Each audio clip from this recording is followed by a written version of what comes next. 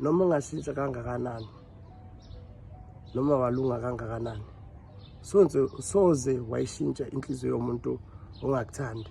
Uyabona umuntu ongakuthandi uzohlala ngenhliziyo ebuhlungu, uzohlala ngokuthi uyakuthanda kanti akasakuthandi, usemove on ngempilo yakhe. Manje ngikusho khona manje ngithi umuntu mase ngakuthanda akakuthandi, you have to accept it ukuthi hayi sekuphelile ngempela, ngoba uzopressurize, ufake ipressure kanti akasakuthandi, usephusha isikhathi ngawe. Uyabona ukuthi usimoshela isikhathi ngomuntu ongakuthandi, futhi nje angafisa ukuphusha nawe empilweni yakho ukuthi aphumelele nawe, ayenze izinto ngokuphelele, ngenhlonipho, ngokuyenza izinto ngesikhathi. Umuntu nje mase ngakuthanda akakuthandi mfoka baba.